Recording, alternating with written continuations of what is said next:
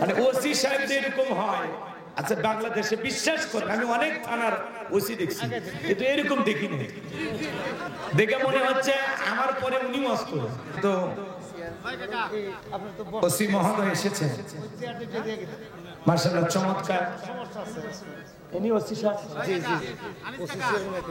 কি আপনি ওসি? আল্লাহ, দেখে মনে দেওবন্দের মূর্তি সাহেব। দেন দেন, এই যে ফুলের মালা দেন, দেন।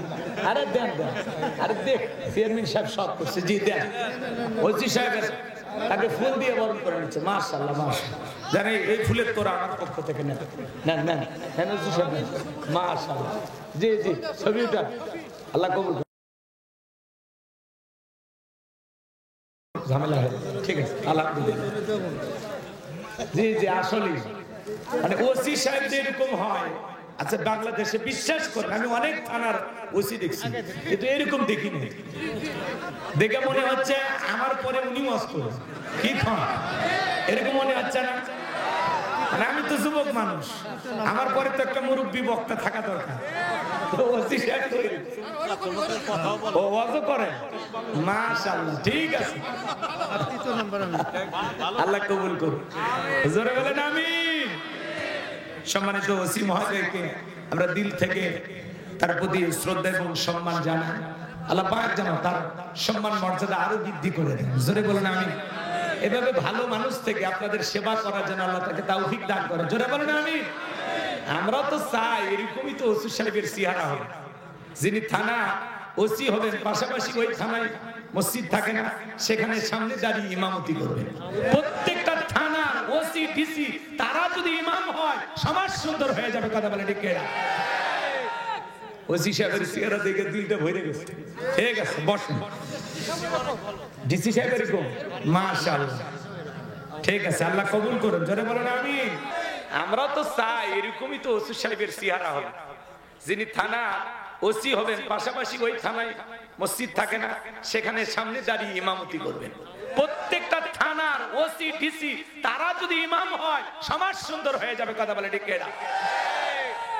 ওসি সাহেবের চেহারা দেখে দিলটা ভরে গেছে। ঠিক আছে বসেন। ডিসি সাহেব এরকম? মাশাআল্লাহ, ঠিক আছে, আল্লাহ কবুল করুন। জোরে বলেন আমিন। তাহলে ভাই আলোচনায় চলে গেলাম, যা হয়েছে আলহামদুলিল্লাহ। উলাইকা হুম উলুল আলবাব। কোরআন থেকে তারাই উপদেশ গ্রহণ করে যারা হলো বুদ্ধিমান। আমার বিশ্বাস মানিকগঞ্জের মানুষ বুদ্ধিমান। আমি যে কথা বলবো এখান থেকে অবশ্যই ভালোটা আপনারা গ্রহণ করবেন ইনশাআল্লাহ।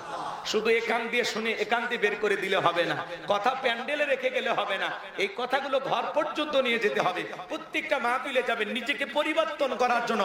বক্তা যে মেসেজগুলো দেয় সেগুলো রিসিভ করবেন এবং এটা বাস্তব জীবনে আমল করবেন। কথা ক্লিয়ার না ভেজাল আছে?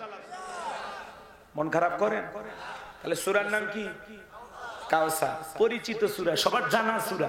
আজকে সূরা কাউসারের আলোচনা আমি এমন ভাবে উপস্থাপন করব, আল্লাহ যদি তার গোলামকে তৌফিক দান করেন, আমার বিশ্বাস এই আলোচনা আপনি আপনার স্ত্রীর সামনে করতে পারবেন।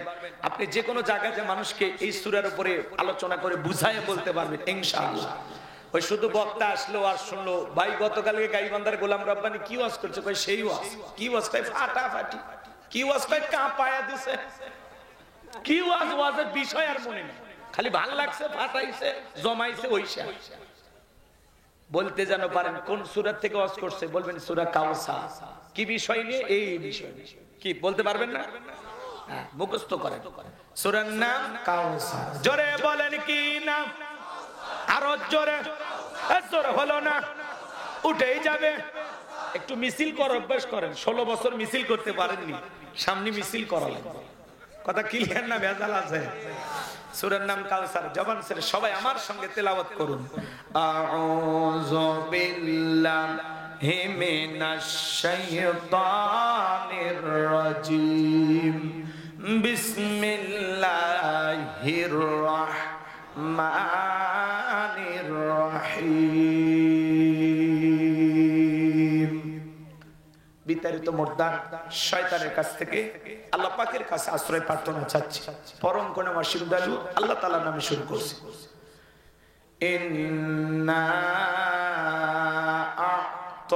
আ'তাইনাকাল কাউসার ফাসাল্লি লিরাব্বিকা ওয়ানহার ইন্না শানিয়াকা হুয়াল আবতার। আল্লাহু আকবার। যে কোন আয়াত বা সূরার তাফসীর করতে হলে কোন প্রেক্ষাপটে কোন সময় আল্লাহ তাআলা সেই সূরাটি বা আয়াতটি নাজিল করেছেন, সেই নাজিলের প্রেক্ষাপট জানার দরকার আছে না? আরবিতে বলা হয় শানে নজুল। যদি শানে নজুল আলোচনা করা হয় তাহলে তাফসীর বুঝতে সহজ হয়। তাহলে সূরা কাউসার নবীজির উপরে কোন প্রেক্ষাপটে কোন সময় আল্লাহ তাআলা নাজিল করেছেন, সেই নাজিলের সময়কালটা একটু তুলে ধরা দরকার আছে না? আমি যদি বলি রাগ করবেন না তো? কষ্ট নেবেন না তো ইনশাআল্লাহ? সম্মানিত ভাইয়েরা আমার, নবীজির প্রিয় সাহাবী হযরতে আনাস রাদিয়াল্লাহু তাআলা আনহু বলেন, নবীজি কাবার হাতিমে হেলান দিয়া বসা। আমি তাকায় দেখি নবীজির মনটা ভীষণ খারাপ, মুখটা মলিন, চোখের কোণা দিয়ে অশ্রু ঝরতেছে। হযরতে আনাস ডেকে বলেন, কিছুটা সময় অতিবাহিত হয়ে যাওয়ার পরে আমি তাকায় দেখি আমার নবীজি মুস্কি মুস্কি হাসতেছেন। বলুন সুবহানাল্লাহ। হযরতে আনাস ডেকে বলেন, নবী গো, এই মাত্র দেখলাম মনটা খারাপ, মুখটা মলিন, চোখের কোণা দিয়ে অশ্রু ঝরতেছে, আবার আপনি কেনই বা মুস্কি মুস্কি হাসেন? আমার নবী কেন কাঁদেন, কেন হাসেন? এর পিছনে রহস্য আছে না নাই? নবীজির কান্না করার কারণ হলো নবীজির কলিজার টুকরা ছেলে সন্তানগুলো জন্ম নেয়, আর একে একে ছেলে সন্তানগুলো মারা যায়।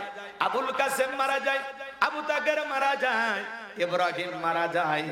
বাবা হিসাবে নবীর মনেও কষ্ট লাগে কিনা?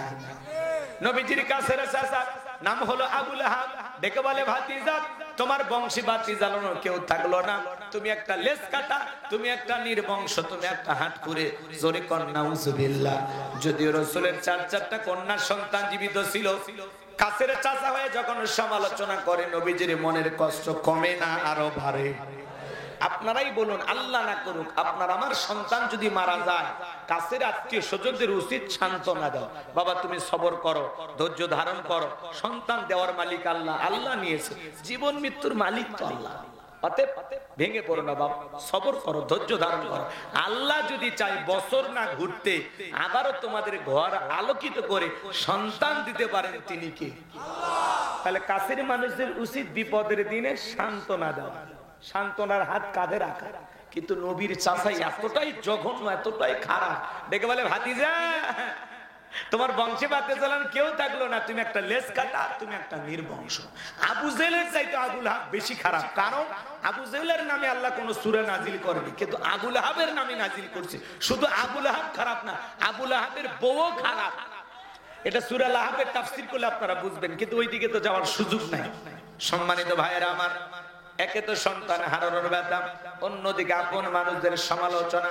নবীজি মনে মনে অনেক কষ্ট পান। নবীজির ছেলে সন্তানগুলোকে আল্লাহ তাআলা কেন শিশুকালে উঠিয়ে নিলেন? অনেক পয়গম্বরের সন্তান জীবিত ছিল যৌবন পর্যন্ত, প্রাপ্ত বয়স পর্যন্ত, কিন্তু নবীজির ছেলে সন্তানগুলোকে আল্লাহ তাআলা কেন শিশুকালে উঠিয়ে নিলেন? এর পেছনে কারণ আছে না নাই? নবীজির ছেলে সন্তানগুলোকে শিশুকালে উঠিয়ে নেওয়ার পেছনে কারণ আছে 3টি। জোরে বলেন কয়টি? নবীর উম্মত হিসেবে জানতে মনে চায় না নবীজির ছেলে সন্তানগুলোকে আল্লাহ তাআলা কেন উঠিয়ে নিলেন? কি সেই 3টি কারণ, কি সেই 3টি রহস্য জানতে মনে চায়?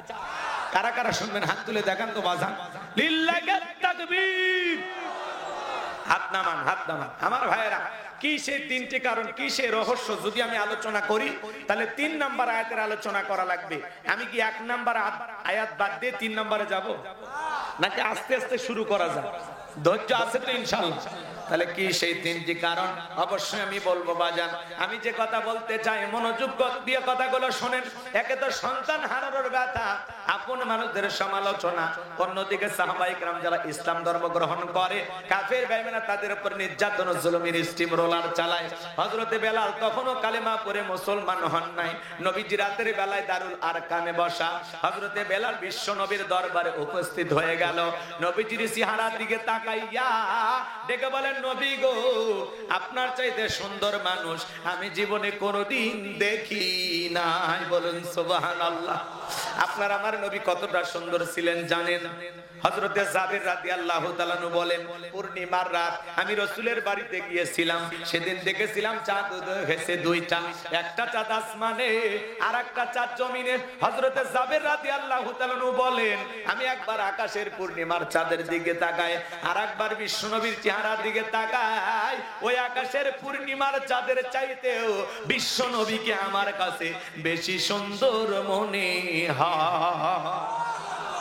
আম্মা জান আয়েশা ডেকে বলেন, যারা ইউসুফ নবীর চেহারার দিকে তাকাইয়া মিশরের নারীরা ফল কাটতে গিয়ে আঙ্গুল কেটে ফেলে দিয়েছিল, ওরা যদি আমার বিশ্ব নবীর চেহারার দিকে তাকাইতো, শুধুমাত্র আঙ্গুল নয়, আঙ্গুল কাটতে কাটতে হাত কাটতে কাটতে কখন যে নিজের কলিজা কেটে দুফাক করে দিত, মৌতের জন্য টের পাইতো না।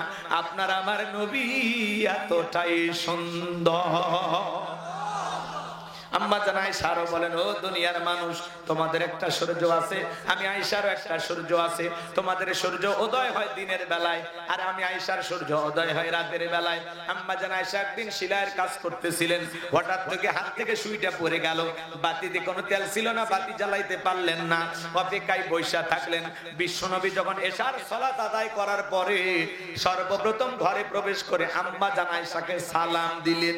নবী ঘরে ঢুকে আম্মা জানকে কি দিলেন? তাহলে আপনি আমি যখন বাড়িতে প্রবেশ করব, নবীর এই সুন্নাত আপনার আমার ঘরেও চালু থাকার দরকার আছে না নাই? বাড়িতে যে বউকে সালাম দিবেন, আসসালামু আলাইকুম রহিমা, কেমন আছো সোনা? ঘরের দরজাটা খোলো না, আমি তোমার লিটনের বাপ, তোমার দিওয়ানা। বউ খুশি হয়ে দরজা খুলবে, কথা বলেন ঠিক কি না? কিন্তু আপনার আমার ব্যবহার এত মিষ্টি না। ঘরের দরজা চিৎকারে মারে ডাক দেয়, এ রুবেলার মা, এ রুবেলার মা, দরজা খোল। বেশি দেরি করে দরজা ভাঙে ফেলে দিয়া, আজ তোর পিঠের উপর কি যে হবি রে। ভিতর থেকে বউ বলে, এটা স্বামী না সেকেন্ড আজরাইল। যদিও মানুষ সেকেন্ড আজরাইল হতে পারবে, মানে বউয়ের কাছে যায় এমন ভাব নেই, আসো না নাই? বাড়িতে ঢুকে বউকে সালাম দিবেন।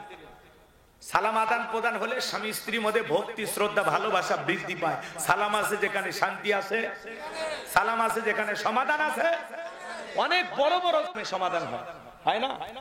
ওসি সাহেবের সাথে আমার একটু ভুল বোঝা হয়েছে, আচ্ছা ভাই ঠিক আছে বাদ দেন, আসসালামু আলাইকুম, মাফ করে দেন, ভালো। তার মানে কি? একটা সালামের মাধ্যমে অনেক বড় ঝামেলাও মিটে যায়।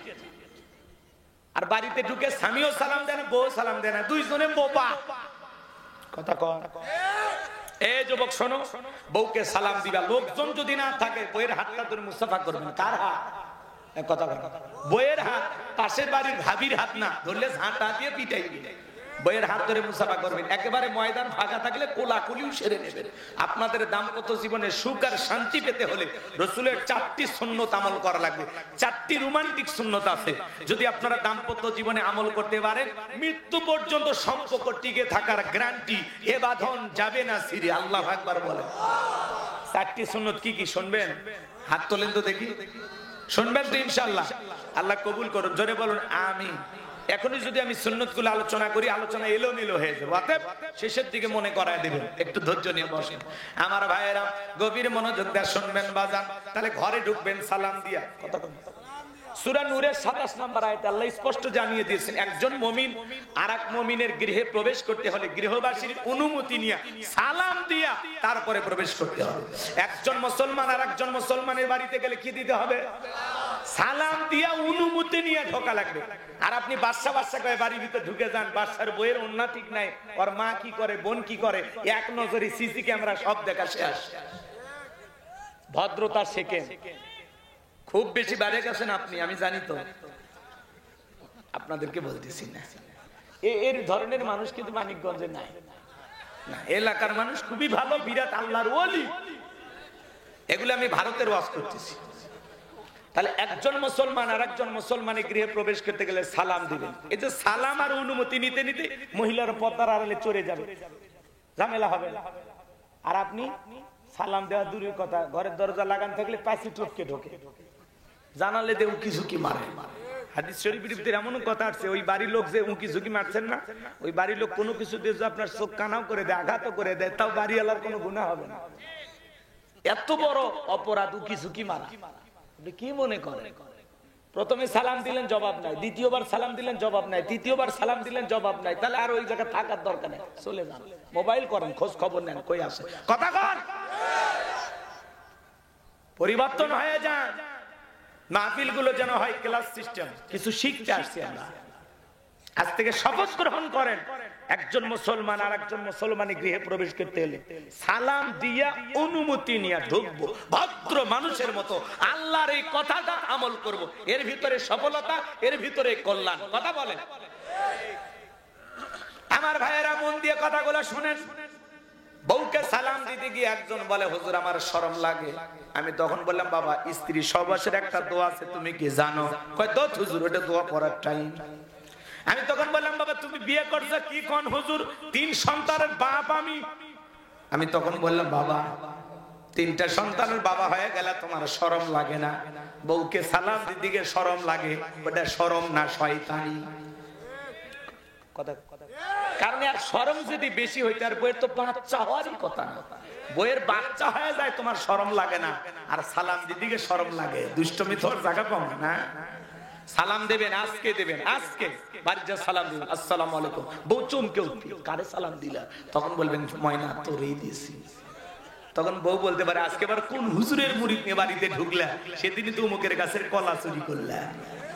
বউ কিন্তু আপনার আমার গোপন প্রকাশে সব জানে। কথা কান ঠিক না? ওই 2-4 দিন দিতে দিতে অভ্যাসে পরিণত হবে।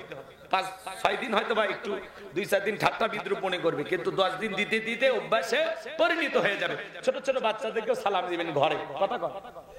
এই যুবক, তুমি যুবক হইছো না? তোমার মায়ের ঘরে প্রবেশ করার সময় তোমাকে সালাম দিয়ে মায়ের অনুমতি নিয়ে তারপরে রুমে ঢুকবা। তুমি যুবক হইছো না? কথা কয় না? এলে মাথায় রাখবেন, খুব বেশি ফ্রি হয় না। পরে যুবকদেরকে একটু পরে সাইজ করতেছি, কারণ যুবকদেরকে ঠিক করলে পুরো দেশ ঠিক হয়ে যাবে। যুবকদের জন্য স্পেশাল কিছু আলোচনা আমার মাথার মেমোরিতে সেভ করা আছে, সময় মতো ডাউনলোড দিয়ে শোনায় দিব ইনশাআল্লাহ। মা বোন যারা আছেন, মা আপনারা নিরাশ হয় না, আপনাদের জন্য একটু আলোচনা হওয়া দরকার। কারণ আপনারাই ছিলেন বিগততে বারবার সরকার, ভবিষ্যতে কি হবেন সেটা পরে আমরা চিন্তা ভাবনা করবো। আমার মা বোন যারা বসে আছেন, একটু অপেক্ষা করুন, আপনাদের জন্য স্পেশাল আলোচনা হবে ইনশাআল্লাহ।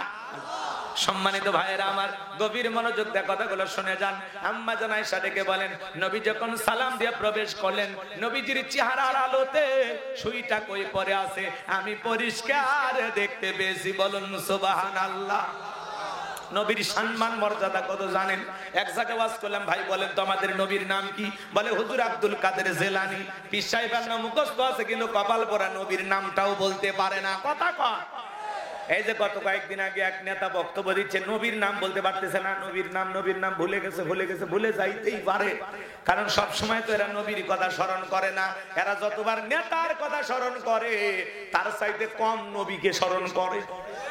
চলেন না সামনের দিকে যাই। আমার ভাইয়েরা মন দিয়ে কথাগুলো শুনবেন বাজান, হৃদয়ের কান পেতে কথাগুলো শুনে যান। কেমন নবী পাইছি, যে নবী হ্যাঁ বললে তামাম পৃথিবীবাসীর জন্য আল্লাহ পাক হালালে পরিণত করে দেয়, যে নবী না বললে তামাম পৃথিবীবাসীর জন্য আল্লাহ পাক হারামে পরিণত করে দেয়। আসমানের চাঁদের দিকে ইশারা করলে চাঁদ 2 টুকরো হয়ে যায়, জমিনে পা তুললে মাওলা পাকের আরশে আজিমে পৌঁছে যায়। আল্লাহ রাসূল যেদিন মেরাজে গিয়েছিলেন, শোনেন, সেরা স্যান্ডেল, কি স্যান্ডেল? সেরা জুতা। আল্লাহ রাসূল যখন জুতাটা খুলতে চায়, আমার আল্লাহ ডেকে বলে, বন্ধু জুতা খুলবেন না। কতটা ভালোবাসা থাকলে এই কথা বলতে পারে। সুবহানাল্লাহ। কেমন নবী পাইছি বাজার, যে নবী জমিনে পথ চললে আসমানের মেঘ এসে ছায়া প্রদান করে, যেই নবীর চেহারার উপরে মশা মাছি পড়া হারাম। নবীজি যখন ঘেমে যেতেন, আম্মা জেনারা নবীজির দেহের ঘামগুলো শিশির ভিতরে জমা রাখতেন। বিশেষ দিনে নবীজির দেহের ঘামগুলো সুগন্ধি হিসেবে ব্যবহার করা হতো। বলুন সুবহানাল্লাহ। আমার ভাইরা, নবীজি থুতু নিক্ষেপ করলে সেখান থেকে সুঘ্রাণ বের হইতো। নবীজি ওযু করলে ওযুর পানি দিয়ে সুগন্ধি ছড়াইতো। সাহাবায়ে কেরাম মাঝে মাঝে নবীজির ওযুর পানিগুলো নিয়ে শরীরের ভিতরে আতরের মতো ব্যবহার করতেন। বলুন না সুবহানাল্লাহ। নবী যদি পথ দিয়ে হেঁটে যায়, ওই পথ দিয়ে কাফেররা পর্যন্ত বলতে পারে নবী মুহাম্মদ এই রাস্তা দিয়ে হেঁটে গেছে। নবী যেই রাস্তা দিয়ে যায়, ওই রাস্তা দিয়ে সুগন্ধি ছড়ায়। বলুন সুবহানাল্লাহ। হযরতে আনাস বলেন, নবীজির দেহের ঘামের চাইতে দামি সুগন্ধি জীবনে কোনোদিন আমি নাকে পাইনি, বলুন সুবহানাল্লাহ। নবীর সম্মান মর্যাদা কত বাজান জানেন? সেই ছাগলের স্তনে দুধ নাই, ওই স্তনে যদি রাসূলের হাতটা লাগায় দেয় দুধে পরিপূর্ণ হয়ে যায়। যেই খাবার 2-3 জন মানুষ খাবে, ওই খাবারে যখন বিশ্বনবীর হাতটা লেগে যায় শত শত মানুষ খাবার খেয়েও যেমন খাবার তেমনি থাকতো, বলুন সুবহানাল্লাহ। পাইলে নিরালাই গো নবী, পাইলে নিরালাই, পাইলে নিরালাই গো নবী, পাইলে নিরালাই। 2 কদমে চুমো খাবো, 2 কদমে চুমো খাবো, চরণ ধুলি মাগবো গায়। পাইলে নিরালাই গো নবী, পাইলে নিরালাই, পাইলে নিরালাই গো নবী, পাইলে নিরালাই। 2 কদমে চুমো খাবো, 2 কদমে চুমো খাবো, চরণ ধুলি মাগবো গাই। পাইলে নিরালাই গো নবী, পাইলে নিরালাই, পাইলে নিরালাই গো নবী, পাইলে নিরালাই। জোরে বলেন মারহাবা। আমার ভাইরা লম্বা হবে, লম্বা করতে পারবো না, চলেন না সামনের দিকে যায়। যেই নবীর চেহারার দিকে তাকাইলে পেটের ক্ষুধা নিবারণ হয়ে যাইতো। যে সাহাবীদের বাড়িতে খাবার থাকতো না, তারা বেশি বেশি নবীজির চেহারার দিকে তাকায় থাকতেন আর পেটের ক্ষুধার কথা তারা ভুলে যাইতেন, বলুন সুবহানাল্লাহ। সেই নবীর কাছে হযরত বেলাল কথা মনে আছে না নাই? হযরতে বেলাল ডেকে বলে, নবী, ও নবী, আপনি কালেমার দাওয়াত দেন, দয়া করে আমারে কালেমা পড়ায় দেন। বিশ্ব নবী হযরত বেলালকে পড়ায় দিলেন, লা ইলাহা ইল্লাল্লাহু মুহাম্মাদুর রাসূলুল্লাহ সাল্লাল্লাহু আলাইহি ওয়াসাল্লাম। হযরত বেলাল কালেমা পড়ে মুসলমান হয়ে গেল। নবী আমার দিকে বলে, বেলাল, ইসলামের অবস্থা এখন ভালো না, কালেমা পড়েছো আপাতত প্রকাশ করা যাবে না। 3 বছর মক্কা আল্লাহর নামে প্রকাশ্যে জিকির করা সম্ভব হয়নি। কয় বছর? 3। তো নবীটিকে বলে, বেলাল, ইসলামের অবস্থা এখন ভালো না, কালেমা পড়েছো প্রকাশ করা যাবে না। আজও তাম পৃথিবীর দিকে তাকায় দেখেন, তাম পৃথিবীর জালেম আর বেঈমানরা ঐক্যবদ্ধ হয়েছে ইসলাম আর মুসলমানকে মুছে ফেলে